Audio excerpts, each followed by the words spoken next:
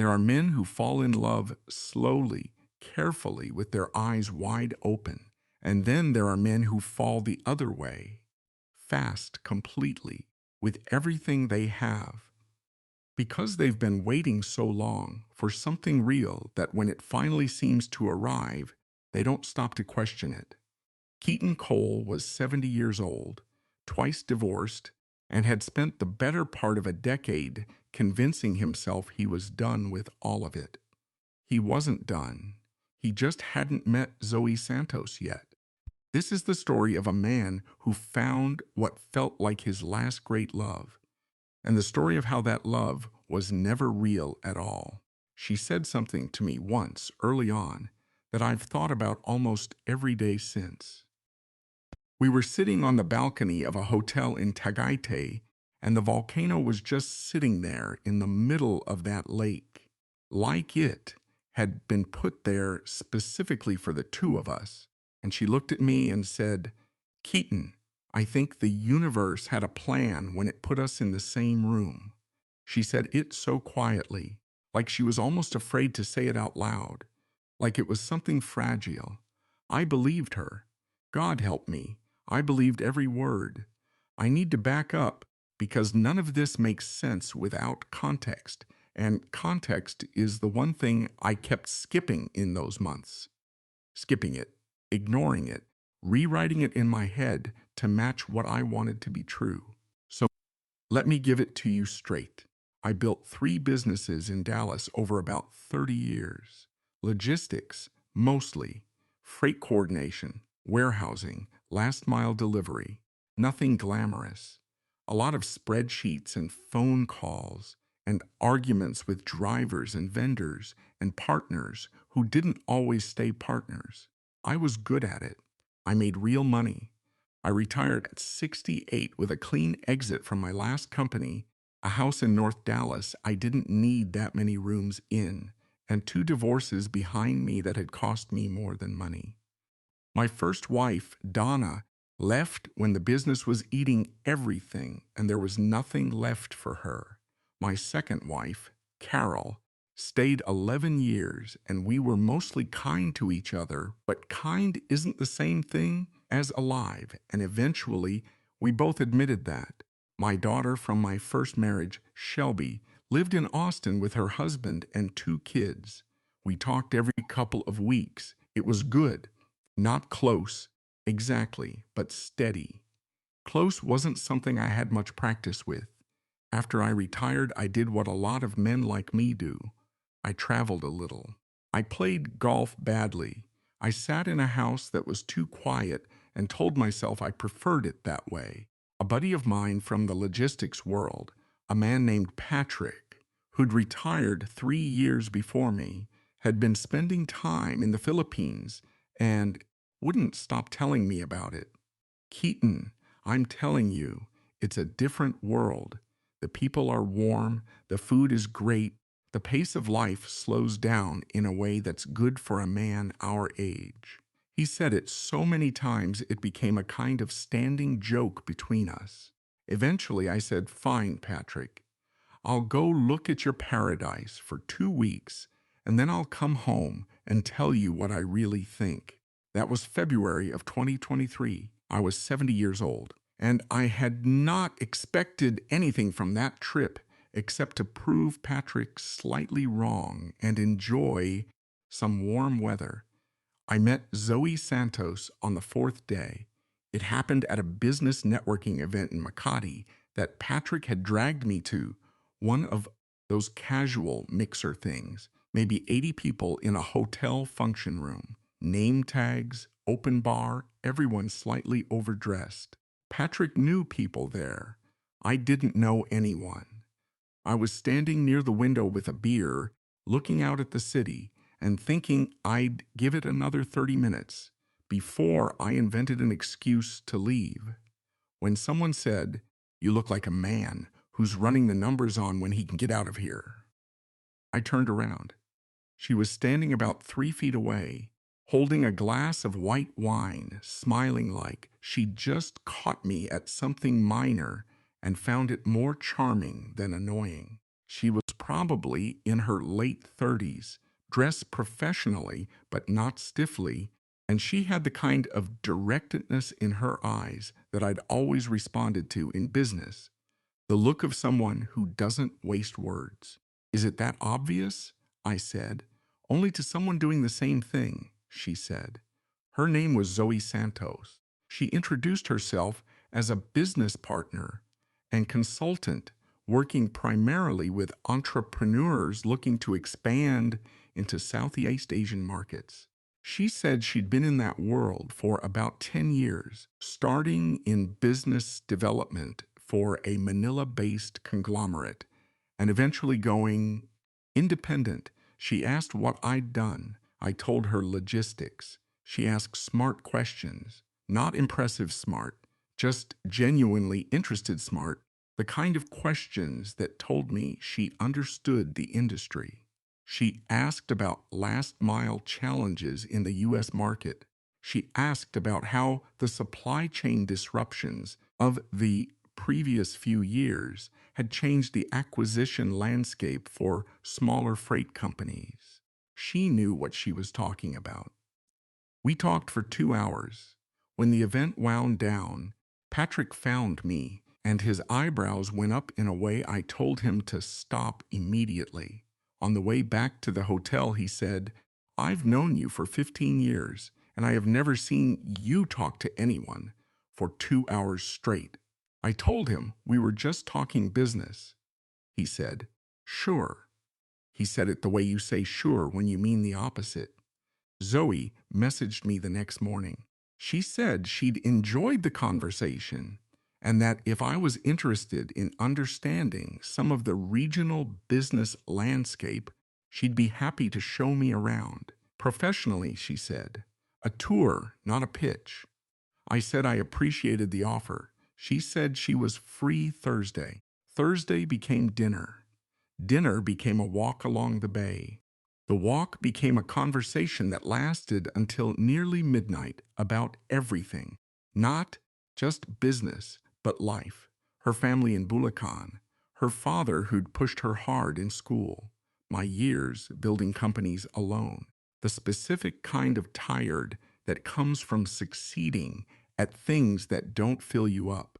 She told me her last serious relationship had ended 2 years earlier because the man couldn't accept that her work was part of who she was, not something to be managed. I told her I understood that from the other side, I'd been the work-obsessed one who'd lost people because of it. We might be the same kind of complicated, she said. I didn't sleep well that night, not because anything was wrong, because something felt startlingly right, and at 70 years old, I'd stopped expecting that. I extended my trip by 5 days. Patrick noticed. He said, "This is either the best thing that's ever happened to you or the beginning of something I'm going to feel terrible about later." I told him he was being dramatic. He said, "I've been coming here 3 years, Keaton. I've seen this before." I asked him what he'd seen. He got a little quieter and said, "Just be careful, all right? Go slow." I told him Zoey was different. He looked at me the way you look at someone who's already made up their mind. By the time I flew home to Dallas, Zoey and I had spent 8 of my last 10 days together. We'd been to Tagaytay. That was the volcano. That was the balcony. That was the universe having a plan. We'd eaten at places she chose, which were always exactly right. We'd talked about business ideas she had that she said she'd never had the right partner to develop. She was careful about the business conversation. She never pushed it, never made it feel like a pitch. She'd mention something, let me respond, and if I didn't bite, she'd move on. That restraint, I thought, was integrity. I thought she was being scrupulous about not mixing the professional and the personal. I was on the plane home thinking about her and also about the things she'd mentioned. A regional distribution network, she said, was underdeveloped. a cold chain logistics gap in the Visayas market that she said someone with freight experience could dominate. I had the capital, I had the knowledge. And for the first time in 2 years of retirement, I had something that felt like a hunger again. I called her from Dallas 3 days after I landed. We talked for an hour. I called her the next day, and the day after that. Within 2 weeks, we were talking every evening, and the conversations were no longer even pretending to be primarily professional. She asked about my day. I asked about hers. She sent me photos, a meal she'd cooked, a view from a client's office tower, a funny sign she'd photographed on a street in Binondo. I sent back photos of the Dallas skyline at dusk and my terrible golf swing, which she found funnier than it deserved. She said once, during one of those calls, "I haven't talked to anyone like this in a long time. Maybe ever." I asked her what she meant. She said, "Someone who actually engages. Most people in my world are performing. You're just there. It's rare." I didn't know what to say to that. I just said, "Same," and I meant it completely. By April, I had booked another trip, 2 weeks this time. I told Shelby I was going back to the Philippines to explore some business opportunities. She asked if there was a woman involved. I said there might be someone I'd met. Nothing serious yet. She said, "Dad, just don't move too fast, okay?" I said I wouldn't. I told her I was 70 years old and I knew how to take things slow. She said, "That's exactly what worries me." I laughed it off. I was annoyed with her for a day and then I let it go. April in Manila was different from February. Warmer, more humid, and richer.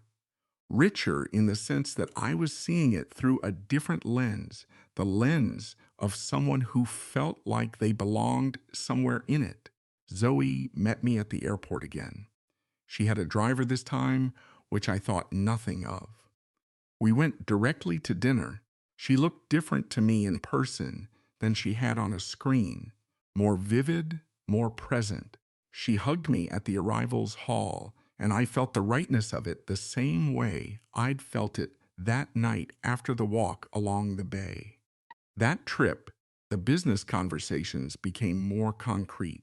She walked me through what she called a market entry framework for a cold chain logistics venture targeting pharmaceutical and food distribution across the Visayas. She had documents, a market analysis, projected margins, a competitive landscape overview. She knew the right vocabulary. She introduced me to a man named Rommel, who she said was a logistics operations director with 15 years of regional experience as a potential operations partner.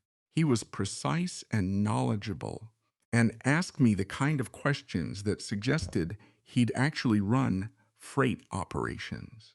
She introduced me to a woman named Grace, who she said was her financial advisor and who had helped structure several investor partnerships in the past. It looked real. It felt real. It had the texture of something real. Documents, professionals, specifics. But here's what I keep coming back to, what I keep turning over. The business conversation and the personal conversation were always woven together. There was never a clean line between the two. When she talked about the venture, she talked about it as something we would build together, something that would give us a reason to be in the same city, a structure for a shared life. "This isn't just about profit for me," she said one evening in my hotel room, sitting across from me with her wine, her shoes off, completely at ease. "I've done the profit thing. I want to build something with someone I respect, someone I trust, someone I—" She stopped and looked at me and didn't finish the sentence. I finished it in my head, and it was the most dangerous thing I did in the entire 18 months that followed. The first transfer was $60,000. May of 2023. It went into a business account she said was set up for the venture's initial capitalization. She provided incorporation documents, a business registration certificate, a bank account statement showing other deposits. What she said were contributions from two other Filipino investor partners. I looked at the documents. I am a man who has signed hundreds of business contracts and reviewed thousands of financial statements. I looked at those documents and I approved them. I told myself I was doing due diligence. What I was actually doing was looking for reasons to say yes. She called the night the transfer cleared. She said, "This is the beginning of something, Keaton. I feel it." I said I felt it too. I did. I wasn't lying. That's the part that took me the longest to come to terms with, that I was telling the complete truth at every point and still completely wrong about everything. In June, she said, the venture needed additional operating capital to secure a warehouse lease near Iloilo. She said the landlord was requiring 3 years up front, which was unusual but apparently common for foreign associated entities in that market. The ask was $75,000. I thought about it for 4 days. I called Patrick, who was in the Philippines at the time, and I told him in broad strokes what I was doing. He got quiet and said, "Have you had anyone independently review the documents?" I told him I'd reviewed them myself, he said. "That's not what I mean, Keaton. Have you had a lawyer here look at them? A Filipino lawyer who's not connected to Zoey?" I told him I trusted Zoey. There was a pause, and then he said, "I know you do." I wired the $75. 00 the following Monday.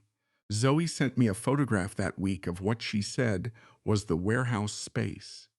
A large concrete building, loading bays, the works. She said construction on the cold chain infrastructure would begin within 6 weeks. She sent me progress updates, photographs, spreadsheets tracking build-out expenses. It all looked like something happening in the real world. I flew back in August. 5 weeks this time. This trip was different again. Deeper, more settled, more domestic, in a way that I hadn't expected to feel comfortable with, but did. I stayed in an apartment she'd arranged in BGC rather than a hotel. We cooked together sometimes. She came by in the mornings before her workdays. We had a routine. I met her younger sister, Precious, briefly, a quiet woman in her late 20s who seems slightly uneasy around me, which I put down to shyness. I met a friend of hers named Ditaz, who was warm and funny, and who told me that Zoey had never introduced a man to her friends before, which she said with a significance that landed exactly where it was intended to. I thought, this is a life, not a trip, a life. During that August stay, there were 2 more investment phases. The first was $85, 00 for what Zoey described as a fleet acquisition. 3 refrigerated trucks needed for the initial Iloilo operations. She had quotes, a vendor contract, vehicle registration paperwork. The second, 3 weeks later, was $95. 00 for what she called a licensing and regulatory compliance package, permits, certifications, and what she described as facilitation costs that she said were unfortunately a reality of the regional business environment. I remember sitting with that second request and feeling something I hadn't felt before. Not quite doubt, more like a brief awareness of doubt, the way you sometimes sense cold air through a window you thought was closed. I asked her to walk me through the facilitation costs in more detail. She explained it clearly, patiently, without any defensiveness, pulling up documents on her laptop and going through line items. When she finished, I didn't have a clear reason to say no, and I told myself that was the same as having a reason to say yes. It wasn't, but I told myself it was. By the time I flew home to Dallas in September, I had transferred $315,000, more than 750,000 if you count the upcoming tranches she'd mentioned as possibilities. More than I had ever invested in a single business venture, including the ones I'd built from nothing and sold for real money. I had done it across 4 months for a business I had never independently verified with anyone outside Zoey's network in a country whose regulatory environment I did not fully understand. I knew all of that. I just didn't let myself sit with it. September and October were quieter. The calls continued. The updates continued. But something in the texture changed. Not dramatically, not suddenly. More like a song that's been playing in another room and you slowly realize the has been turned down volume without anyone saying so. Her messages came a little later in the day. Her calls were a little shorter. When I asked about the warehouse progress, she said there had been a construction delay due to permitting issues. When I asked about the fleet trucks, she said Rommel was managing the vendor relationship and she'd get me an update. When I asked for specifics, she had specifics, but they were the same specifics, repeated with slight variations, and nothing moved forward. I told myself projects have delays. I told myself I was being impatient. In November, she said the venture needed a capital bridge, a short-term infusion of $80, 00 to cover a gap between the current construction draw and the next phase of regulatory approval, which had been delayed by a government processing backlog. She said it was temporary, that the funds would be reabsorbed into the overall investment structure within 90 days. She said she was embarrassed to ask, but the alternative was to halt construction at a critical stage. I did not wire the money immediately. I told her I needed a week. I used that week to do something I should have done in April. I hired a lawyer in Manila. I found him through an expat legal forum online, a man named Addy Villanueva, who handled investment disputes and commercial litigation for foreign nationals. I sent him copies of everything I had, the incorporation documents, the business registration, the warehouse lease, the truck acquisition contracts, the regulatory compliance paperwork. I told him I wanted an independent assessment of the legitimacy of the entity and the documentation. I told him I needed it quickly. He came back to me in 8 days. The business registration was real.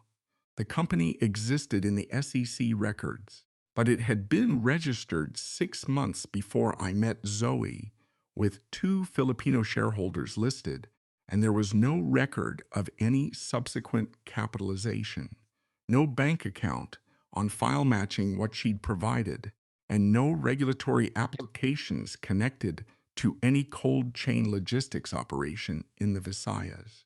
The warehouse lease document had formatting inconsistencies that Addy Villanueva said he'd seen before in fabricated contracts.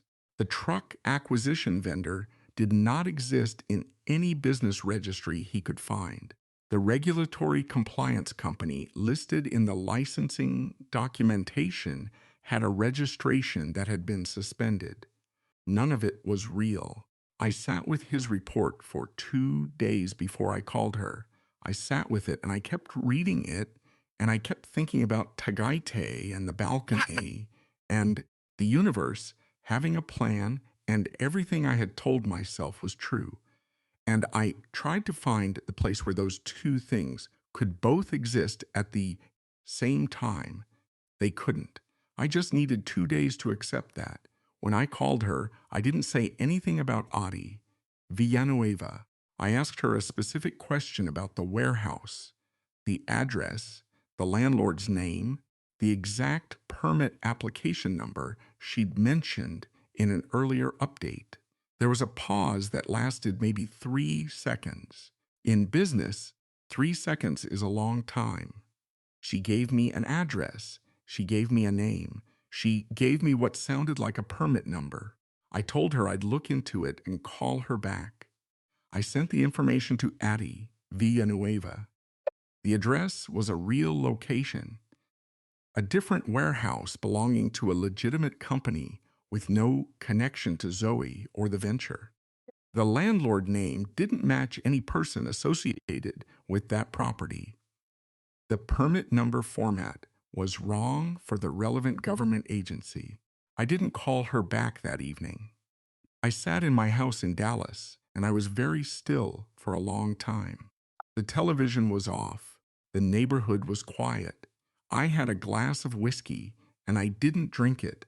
I just sat with the specific feeling of being a man who has been precisely, deliberately, and completely fooled, not by accident, not by negligence on both sides, but by design. Someone had looked at me and decided I was worth targeting. Someone had built a version of connection that I would trust and lean into and fund, and they had built it well, and it had worked exactly as intended, and I had given it $315,000 and was sitting across the table from a request for $80,000 more. I called her the next morning. I told her I'd had the documents reviewed by an independent attorney. I said it simply, without anger, because there was no anger yet, just a kind of flat, cold clarity. There was a silence on the line. Then she said, "Keaton, I can explain." I told her not to. I told her the explanation didn't matter to me at this point. I told her I was going to be filing reports with relevant authorities on both sides and that I would not be sending any further funds. She said, "You're misunderstanding the situation." I said, "I'm not," she said. "After everything," I said, "Don't." And I ended the call. She tried to reach me 4 more times over the next 2 days. I didn't answer. On the 5th day, a message came, not from her number, from an unknown number, that said, "There are people involved in this who are not patient men. You should think carefully about making this complicated." I forwarded that message to Addie Villanueva and to the FBI's Internet Crime Complaint Center, where I had already filed a report. I also called a security consultant in Dallas that Patrick's lawyer had recommended, just to understand what I was dealing with. He told me the threatening message was likely a pressure tactic and that I should document everything and stay in contact with law enforcement, but that I was probably not in immediate physical danger. Probably. He said that word carefully, and I noted it. After that, the contact stopped. Zoe's number eventually stopped receiving calls. The business accounts she'd used were emptied according to what Addie Villanueva could determine. Rommel, the operations director, was unreachable. Grace, the financial advisor, had a phone that rang and rang. Total loss, $315.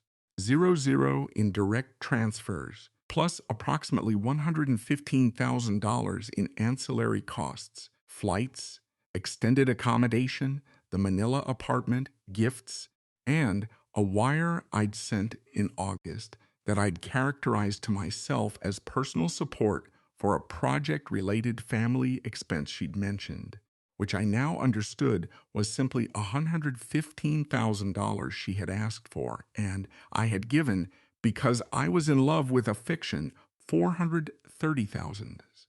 That's the number. That's the real number when you count all of it. And I counted all of it because I owed myself the honesty of counting it. I called Shelby in November, right after I filed the initial reports. She came to Dallas the following weekend. She didn't lecture me. She didn't say, "I told you so." She sat at my kitchen table with me and she said, "Dad, are you okay?" I told her I'd been better. She said, "I'm not asking about the money."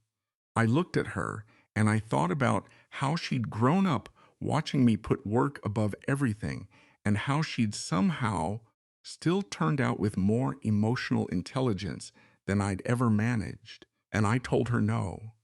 I told her I wasn't okay, that I'd thought I'd finally found something, and it had been a performance from start to finish, and I didn't know yet how to hold that.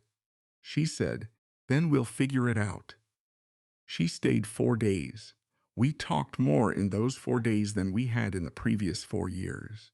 Her daughter, my granddaughter, Lily, who was 6, video called on Sunday evening and asked me why I had a sad face, and I told her I had a little bit of a sad situation, but I was working on fixing it, and she said very seriously, "Papa, sad faces need ice cream." And I laughed for the first time in 2 weeks, and it felt like something loosening in my chest. Patrick called when he heard. He didn't say I told you so either, but I could hear it in the careful way he spoke, and I appreciated that he kept it quiet. He'd been in the Philippines long enough to know about these networks. He'd heard stories from the expat community out there, men who'd been through something similar, some worse. He said, "The reason it works is that it's not fake all the way through. The conversations were real. The connection you felt was real. What wasn't real was her intent." I told him I'd been thinking about that. He said, "The worst part about this kind of thing is that it poisons something true. It makes you doubt whether you were capable of real feeling, and you were. You just had that feeling exploited." I didn't know what to say to that. I just said, "Thanks, Patrick." He said, "Go easy on yourself, all right? Or at least easier than you would on anyone else. The recovery process, financially speaking, has been deeply limited. Addie Villanueva has been cooperative and thorough, but the prospects for recovering transferred funds in cases like mine are genuinely poor. The money moves through multiple accounts across jurisdictions, and by the time any legal process reaches the point of meaningful asset tracing, there's nothing to find. The FBI case is open. There are at least 2 other American complainants involved in similar schemes that may or may not connect to the same network. I've been told the investigation is ongoing. I've been told that a great many times by different people, and I've learned to sit with the uncertainty of what ongoing means. What I've had to do instead is reconstruct my financial situation from what remains and figure out what retirement looks like at 70 with significantly less than I had planned. It's not comfortable, but it's not impossible. I still have the house. I still have enough to live without panic if I'm careful. Careful, which is a word I should have been using a great deal more in 2023. Here's what I've sat with in the months since. Not the logistics of the fraud. I understand that well enough. I've sat with the question of what made me the target, not why fraudsters do what they do. I understand incentives and the economics of deception. I've sat with what was true about me that made me available for it. And the honest answer, the one I keep coming back to, is this. I was a man who had been competent and successful and fundamentally alone for most of my adult life, and I had reached an age where the aloneness wasn't something I could frame as a choice anymore. It had started to feel like a verdict, and when someone arrived who seemed to offer a different verdict, who seemed to say, "You are someone worth choosing. You are someone I would build a life with," I grabbed at it with both hands, and I did not let myself look too closely at the hands that were offering it. That's not stupidity. That's need. And need is something that doesn't respect education or experience or intelligence. Need just sits in you and waits, and when something appears that seems to answer it, Your whole nervous system says yes before your brain has finished asking the question. Zoey Santos understood that. She understood it the way a professional understands their trade. She knew exactly what a man like me was carrying, and she knew exactly how to position herself as the answer to it. The warmth was calculated. The restraint was calculated. The pauses before finishing sentences were calculated. The hand on mine across the table at the rooftop bar, which I still think about sometimes, and which I am still quietly mourning, that was calculated too, not by a monster, by a person who had decided that this was how they moved through the world and who was very, very good at it. What I've decided after 18 months of working through this with a therapist here in Dallas, a measured man named Dr. Flores, who does not let me blame myself to excess, but also does not let me exempt myself entirely, is that the soulmate I thought I found was indeed a fiction. But the longing that made me believe in it was not. The longing was the most real thing in the whole story, and I'm trying now to not let what happened to that longing destroy my capacity to feel it. That would be the final theft, not just the money, but the willingness to need anything from anyone ever again. I'm not there yet. I'm still somewhere in the middle. Shelby and I talk every week now, not every couple of weeks. She initiated that. She just started calling more, and I started picking up more, and we didn't make a formal arrangement about it. It just happened, which is maybe how the best things happen. I've been to Austin twice to see the grandkids. Lily has decided that I am her specific person for card games, which I find extremely demanding and also completely wonderful. Patrick has offered to introduce me to some people in the expat community out there who have gone through similar experiences. Not to commiserate, he said, but because some of them have formed informal networks that help newcomers navigate without getting burned. I told him I'd think about it. I'm not sure I want to go back. I'm not sure I don't want to go back. The Philippines didn't betray me. A person who happened to be there did, and those are different things. And I'm still working on understanding the difference in my gut rather than just my head.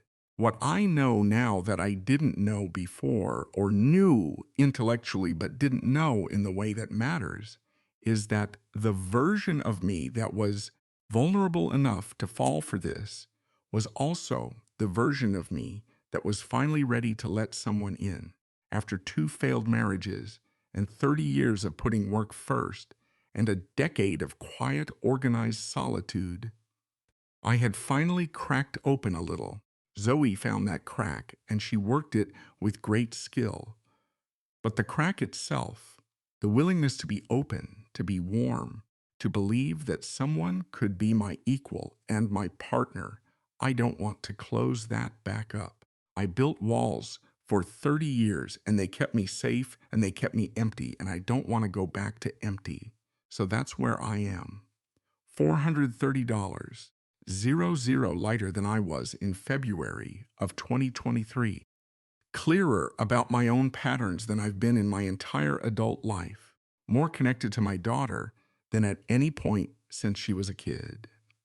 Still figuring out what the next 10 years look like on a revised budget and with a revised understanding of myself. Not okay yet. Working on it. There's a photo on my phone that I haven't deleted. It's the view from that balcony in Tagaytay, the volcano in the lake, the water perfectly still, the kind of landscape that earns the word beautiful without effort. I took it because the view was remarkable. Zoe is not in it. I just wanted the view, and sometimes I look at it and I don't think about her at all. I just see what it actually was, a real place, a real sky, a real country that had nothing to do with what was done to me there. That's the separation I'm learning to make. between the place and the person, between the feeling and the fiction, between the longing that was mine and the scheme that used it. I didn't lose my capacity to love something real in Tagaytay. I just paid $430,000 to find out that I still had it. That's an expensive lesson, but it's mine.